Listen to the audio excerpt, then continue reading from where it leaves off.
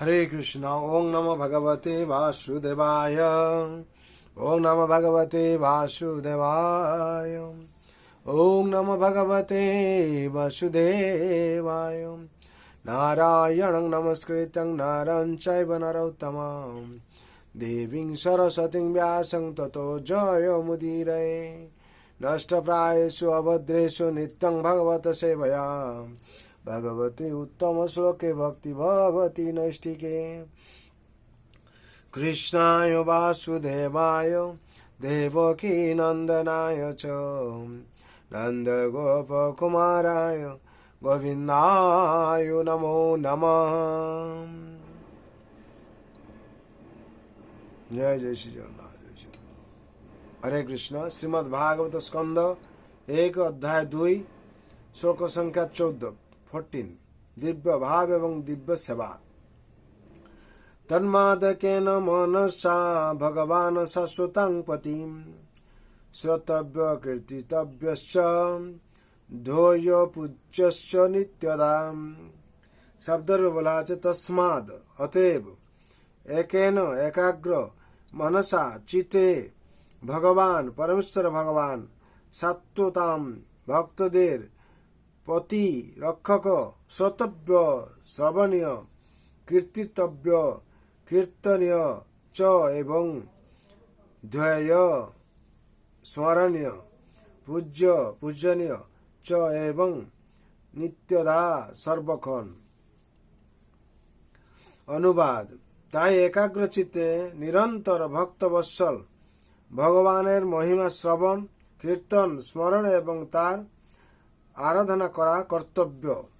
तात्पर्य परम तत्व के जाना यदि जीवनेर चरम उद्देश्य है ताहले ता अवश्यई सर्वतोभावे सम्पादन करते हबे। पूर्वोक्त वर्ण एवं आश्रमेर प्रतिटी स्तरेई এই চারটি পন্থা অর্থাৎ ভগবানের মহিমা কীর্তন ভগবানের মহিমা শ্রবণ ভগবানের লীলা স্মরণ এবং ভগবানের আরাধনা এ সবই হচ্ছে সাধারণ বৃত্তি। জীবনের এই উদ্দেশ্য রহিত হয়ে কেউ বাঁচতে পারে না। এই চারটি কার্য নিজেই মানুষের জীবন বিশেষ করে আধুনিক সমাজের সমস্ত কার্যকলাপে শ্রবণ এবং কীর্তন কেন্দ্রিক। সমাজের যে কোনো স্তরের যে কোনো মানুষের সম্বন্ধে যখন যথার্থভাবে অথবা ভ্রান্তভাবে সংবাদপত্রে প্রশংসা করে অনেক কিছু লেখা হয় তখন সে অচিরেই সমাজের একজন গণ্যমান ব্যক্তিতে পরিণত হয়। কখনো কখনো কোনো বিশেষ দলের রাজনৈতিক নেতাদের সম্বন্ধে সংবাদপত্রে প্রচার হতে দেখা যায় এবং এই ধরনের প্রচারের ফলে একজন নগণ্য ব্যক্তি অতি অল্প সময়ের মধ্যে একজন গণ্যমান ব্যক্তিতে পরিণত হয়। তবে এই ধরনের প্রচার হচ্ছে অযোগ্য মানুষের অপকীর্তির প্রচার এবং তার ফলে কারোরই কোনো মঙ্গল সাধিত হয় না। এই ধরনের প্রচারের ফলে সাময়িক প্রতিক্রিয়া দেখা দিলেও তার কোনো স্থায়ী ফল নেই। তাই এই ধরনের কার্যকলাপগুলি সময়ের অপচয় মাত্র। পরমেশ্বর ভগবানের মহিমাই কেবল কীর্তন করা উচিত, যিনি হচ্ছেন আমাদের সম্মুখে দৃশ্যমান সবকিছুরই সৃষ্টিকর্তা। শ্রীমদ্ ভাগবতের প্রথমেই জন্মান্দস্য শ্লোকে আমরা বিশেষ করে সে সম্বন্ধে আলোচনা করেছি। অপরের মহিমা কীর্তন করা অথবা অপরের কথা শ্রবণ করার যে প্রবৃত্তি আমাদের রয়েছে তা যথার্থভাবে ভগবানের মহিমা কীর্তনে নিয়োগ করতে হবে এবং তার ফলেই যথার্থ শান্তি এবং আনন্দ লাভ হবে। হরি বল। এখানে বিশেষ করে 14 নম্বর শ্লোকের তাৎপর্য সম্পূর্ণ হলো। বিশেষ করে এখানে বর্ণনা করা হচ্ছে যে কি আমরা সমাজে দেখবেন তাই একাগ্রচিতে অনুবাদ বলা হচ্ছে যে কি তাই একাগ্রচিতে নিরন্তর ভগবত বৎসল ভগবানের মহিমা শ্রবণ,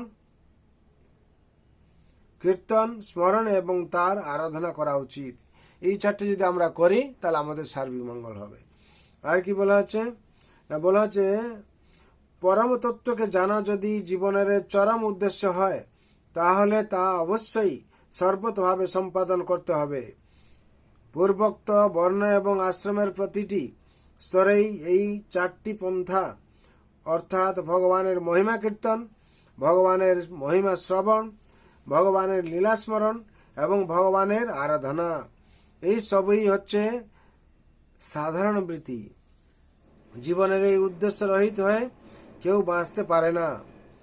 এই চারটি কার্য নিয়েই মানুষের জীবন। এই যেহেতু মানুষের জীবন এই চারটি কাজ নিয়ে, যদি মানুষ সেটা না করে শান্তি কি করে পাবে? পাওয়ার কোনো চান্স নেই। বিশেষ করে আধুনিক সমাজের সমস্ত কার্যকলাপে শ্রবণ এবং কীর্তন কেন্দ্রিক। তার জন্য বিশেষ করে আমাদের এই চারটি বিশেষ করে করা উচিত। কি করা উচিত? ভগবানের মহিমা শ্রবণ করা, অর্থাৎ ভগবানের মহিমা কীর্তন করা, আর ভগবানের মহিমা শ্রবণ করা, ভগবানের লীলা স্মরণ করা এবং ভগবানের আরাধনা করা, এই চারটে করা উচিত।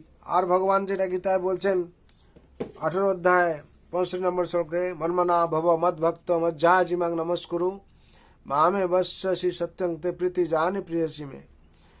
ভগবান বলছেন যে মন্মনা ভব মত ভক্ত মজ্জাজিমাং নমস্কুরু। ভগবান বলছেন সর্বপ্রথমে তোমার চিত্ত আমাকে অর্পণ করো। মনমনা ভব, তোমার মন আমাকে অর্পণ, চিত্ত অর্পণ করো।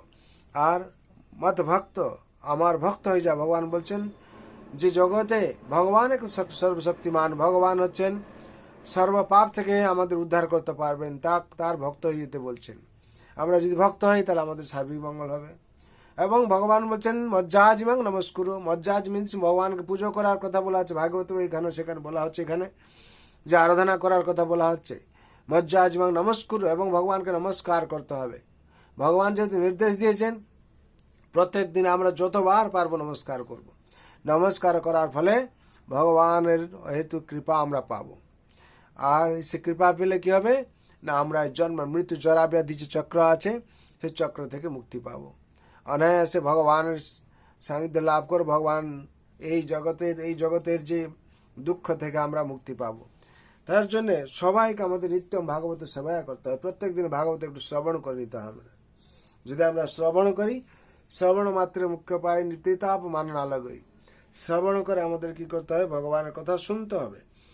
আর ভগবানের এই যে বাণী দিয়েছেন শ্রীমদ্ ভাগবতে পাঠ করতে হবে। যদি আমরা পড়ি এর ফলে আমাদের মঙ্গল হবে। তার জন্য ভগবান আমাদের জন্য অনেক কিছু দিয়েছেন করে, আমরা যদি সেটা করি, ভগবানের অনুশাসন পালন করি, তাহলে আমরা এই জন্ম মৃত্যু জরা ব্যাধি চক্র থেকে মুক্তি পাব। তার জন্য সবাইয়ের মঙ্গলের জন্য, শান্তির জন্য ভগবান রাতুল জন্য প্রার্থনা করছি। সর্বভবন্তু সুখিনঃ সর্বে শান্তু নিরাময় সর্বে ভদ্রাণি পশ্যন্তু মা কশ্চিৎ দুঃখ ভাগ ভবেৎ। হরে কৃষ্ণ কৃষ্ণ কৃষ্ণ হরে হরে, হরে রাম রাম রাम हरे हरे। जय नाम महाप्रभु की जय। इति षोडशकं नामं कलिकल्मषनाशनं न तो परतरो उपाय सर्ववेदेषु दृश्यते। हरे कृष्ण कृष्ण कृष्ण हरे हरे, हरे राम राम राम हरे हरे। जय नाम महाप्रभु की जय। जय जगतगुरु श्रील प्रभुपाद की जय। श्री गुरु महाराज की जय। अनंत कोटि वैष्णव भक्त वृंद की जय।